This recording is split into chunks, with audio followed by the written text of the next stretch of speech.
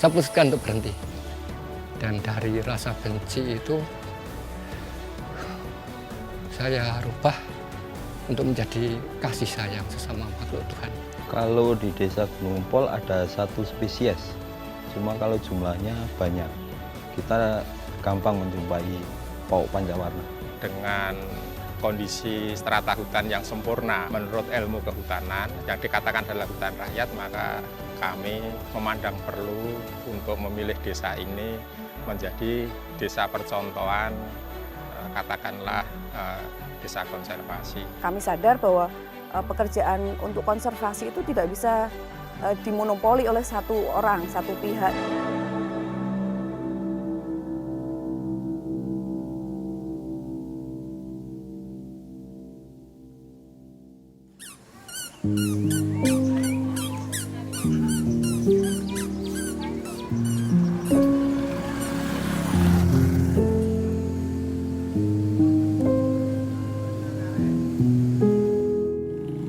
Pada awal tahun 2022 kami datang ke sini pertama kali dalam rangka penyiapan data untuk penilaian lomba problem. Waktu saya masuk ke sini dengan intuisi, feeling, ilmu yang saya miliki, saya menemukan sebuah rasa bahwa ada persyaratan khusus. Saat itu saya melihat sesuatu yang sangat luar biasa dari desa ini. Bahwa desa ini mempunyai kekuatan terkait dengan kegiatan kehutanan.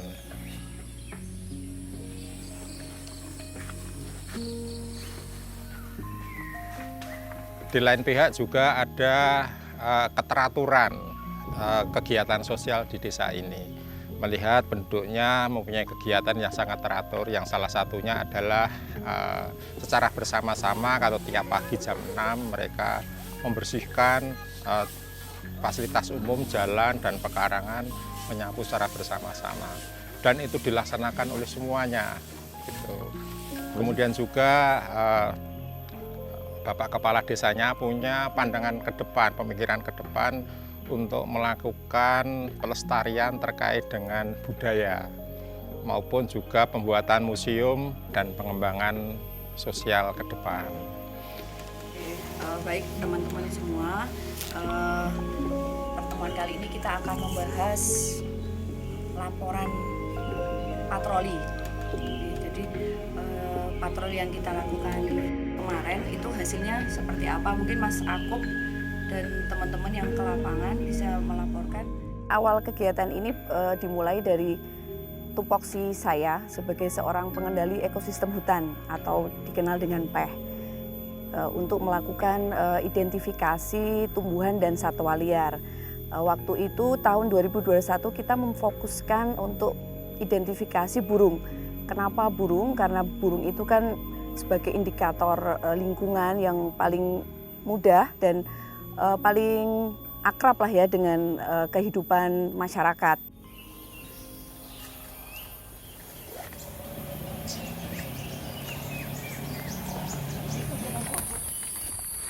Ya pundi Mas, nyetanya. Kami mengarahkan pendataan ini di Temanggung. Nah, di Temanggung ini kita menemukanlah desa Gunung Gempol yang memang punya potensi yang bagus dan didukung dengan sosial budayanya yang sudah cukup kuat. Dukungan dari kepala desa, kemudian masyarakatnya itu sudah menjadi modal utama. Dan akhirnya di tahun 2022-2023 kami mulai melakukan pendataan dan ditemukan 46 jenis burung. Nah, salah satunya kita menemukan jenis burung pauk pancawarna. Dan uniknya burung pauk pancawarna yang sangat indah itu kan burung endemik dilindungi, kemudian masuk statusnya Appendicitis 2. Oleh masyarakat sini tidak dianggap sesuatu yang unik. Nah, ini kan bahaya ketika mereka memiliki potensi yang bagus, ada satwa yang dilindungi, mereka nggak tahu kalau itu tuh ternyata dilindungi dan mereka anggap itu seperti burung-burung receh gitu ya. Waktu itu yang namanya burung pauk pancawarna, ya kalau di sini disebut burung blangkonan, itu dianggap seperti biasa saja, seakan-akan tidak ada manfaatnya, diabaikan. Ini kan sebuah ancaman, karena kalau mereka tidak tahu potensi yang mereka miliki, tidak tahu ini berharga, mereka tidak akan aware gitu ya, tidak akan ada perlindungan, upaya perlindungan. Nah makanya ini yang menguatkan kita untuk selalu kita harus mendampingi nih, jangan sampai kecolongan gitu kan, jangan sampai nanti burungnya udah hilang baru tahu ternyata itu berharga. Memang tidak mudah ya untuk menyadarkan warga itu untuk mencintai, menyayangi sesama makhluk Tuhan itu memang tidak mudah. Maka pelan-pelan dan dengan kesabaran saya mengajak untuk seluruh warga bagaimana kita saling mengasihi, saling menyayangi dan melindungi. Si pembantuan kemarin ditemukan sarang pauk itu di lahan milik Bapak Wahid di sebelah sini nih. Itu ada sarang, terus ada anaknya 2 ekor. Terus kemarin kita monitoring masih anaknya masih ada di situ. Ternyata pemuda-pemuda sini sangat antusias, mereka ternyata desa kami punya potensi yang bagus, ternyata berarti kami harus melakukan upaya-upaya untuk melindungi apa yang ada di desa kami.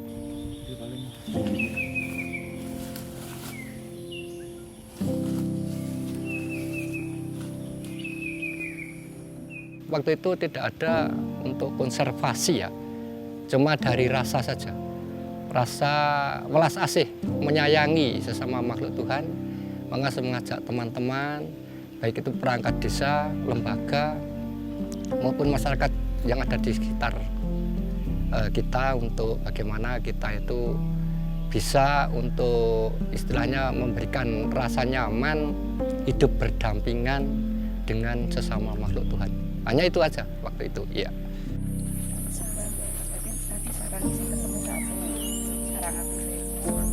Untuk menggerakkan sebuah usaha konservasi kan tidak bisa bergerak sendiri, butuh suatu wadah untuk teman-teman ini, masyarakat di sini untuk bisa berkolaborasi bersama-sama melindungi yang ada di sini. Akhirnya kita dorong untuk membentuk sebuah kelompok konservasi.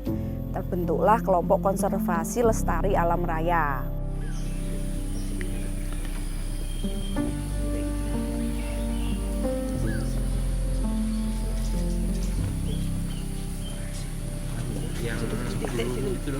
Dulu kan anggrek sampai kanan. Sampai belok kanan itu. Dari sisi kehutanan, prototipe hutan rakyat yang ada di pekarangan sangat sempurna. Yaitu ada pohon yang sangat tinggi. Kita lihat pohon sengon yang sangat tinggi, ada pohon mauni, ada pohon jati, pohon nangka. Itu sangat tinggi, di bawahnya ada tanaman kopi. Terus di bawahnya lagi ada tanaman pisang, tanaman empon-empon, dan lain-lain. Lah, itu sebuah prototip tipe hutan rakyat yang sangat sempurna. Artinya setiap jengkal tanah yang ada di pekarangan itu bisa dimanfaatkan. Nah, dengan seperti itu kan patut dicontoh.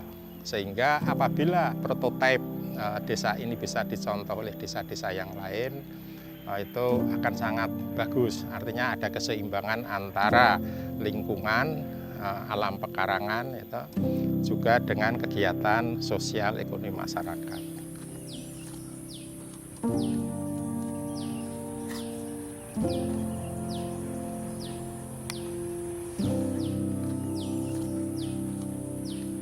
Pemburu liar, dia kan burungnya kan terkenal suaranya nggak ada, cuma warnanya bagus. Nah itu biasanya pemburu dipikat gitu ya. Pemburu sejauh ini kebanyakan dari luar, Mas. Kalau di desa kami kan ada patroli rutin seminggu 3 kali, terus ada kita pasang banner pamflet larangan berburu. Masyarakat sini udah mulai paham. Cuma dia biasanya yang pemburu-pemburu dari wilayah luar sama desa-desa tetangga, desa Gunung Gempol. Biasanya ada laporan seperti itu, terus kita ada tim dari kelompok Lestari Alam Raya yang di bawah Karang Taruna bisa melakukan monitoring atau melakukan penangkapan gitu. Kalau kita jujur, pengalaman tidak ada yang menarik menjadi pemburu itu. Iya, karena di situ ada suatu hal egois ya, egois untuk merasa kita sebagai manusia, merasa kita yang menguasai alam ini, padahal semua adalah milik Tuhan dan semua makhluk itu ciptaan Tuhan. Tidak ada pengalaman yang menarik. Ya, dalam waktu saya kita kenang masalah yang lama ya, waktu saya menjadi pemburu, tidak ada hal yang menarik sebenarnya. Iya, itu hanya kebanggaan semu saja itu. Tapi memudahkan kita pemantauan juga, nantinya kan kita memang mau mengembangkan untuk wisata itu. Jadi kita harus punya alternatif. Kalau jalurnya hanya satu, nanti kemungkinan kalau pas wisatawannya banyak kan akan ada antrian. Kita mulai dengan mengikutkan pemuda-pemuda di sini untuk ikut pelatihan. Kami membuat pelatihan, awalnya pelatihan identifikasi dan inventarisasi burung. Jadi mereka akan meningkatkan terus kemampuan atau pengetahuan mereka dalam keanekaragaman hayati yang mereka miliki. Kami juga akan melakukan pelatihan, melaksanakan pelatihan wisata minat khusus. Ini bagian dari tindak lanjut kami yang sudah melakukan pendataan, kemudian penguatan kelembagaan baik kelompok konservasi maupun kelompok tani hutan. Semua elemen yang ada di masyarakat ini memang akan dilibatkan dalam pelatihan wisata minat khusus, karena ketika kita sudah menyebut itu wisata, artinya banyak pendukung-pendukung yang dibutuhkan.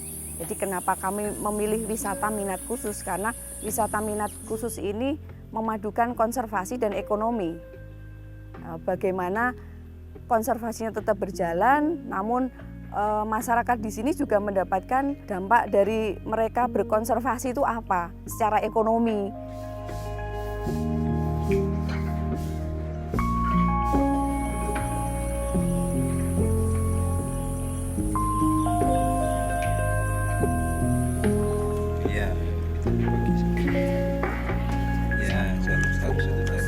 Yang ini berarti dari Bung kita nemu spot satu, kemudian jalan lagi ke arah mana ada spot keduanya di sebelah mana kita Hanya dari museum desa, terus lurus ke arah utara, antar tembus ke jalan yang tadi.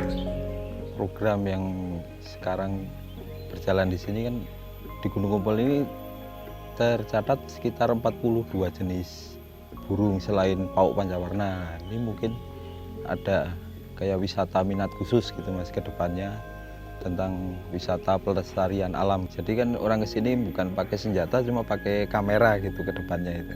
Suatu saat menjadi desa yang sering dikunjungi orang untuk wisata, karena kegiatan atau wisata khusus, minat khusus pengamatan burung itu sekarang sudah banyak yang pengen kan gitu, banyak yang minat. Desa ini berpotensi sangat luar biasa. Untuk regulasinya ya, setelah kita canangkan sebagai desa konservasi, maka harus kita lengkapi semua itu, yaitu dengan kita membuat suatu peraturan desa nomor 7 tahun 2017 tentang perlindungan kelestarian alam ini. Perkembangannya cukup baik ya, sehingga masyarakat juga sudah tahu dan mulai sadar bahwa ini ada suatu aturan tentang perlindungan lingkungan hidup ini, sehingga mudah-mudahan ke depan akan semakin baik untuk kawasan desa konservasi ini. Saya punya harapan bahwa nanti anak cucu kita, generasi kita berikutnya juga akan menikmati apa yang bisa kita nikmati saat ini. Saya bisa senang ketika melihat burung berterbangan sana sini, mereka dengan bebasnya mereka hidup gitu kan. Saya bisa melihat keindahannya, tapi anak saya nggak tahu, anak saya nanti hanya cuman mendengar dulu ibu seperti ini, dulu kakek seperti inilah. Mereka hanya mendengar cerita. Jangan sampai kita cuma mendengar cerita itu kan. Kalau bisa apa yang kita lihat, ya bisa mereka lihat. Desa ini adalah menjadi desa yang memelihara konservasi atau menjadi desa konservasi yang sangat bagus dan terjaga sampai waktu-waktu mendatang. Dan bisa dicontoh oleh desa-desa yang lain, baik di Temanggung, di Jawa Tengah maupun di Indonesia.